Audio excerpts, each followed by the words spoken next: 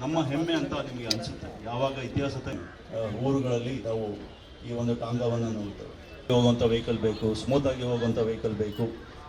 ತುಳಿನಾಡವರೇ, ಅವರ ಕುಟುಂಬಸ್ಥರು ಬೆಳಗಿನ ಒಂದು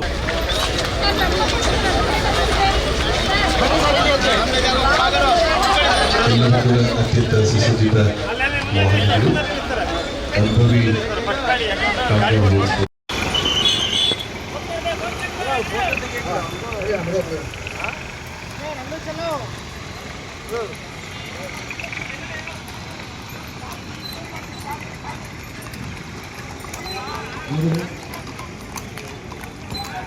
Ya está feliz de aquí, ahora de cualquier cosa.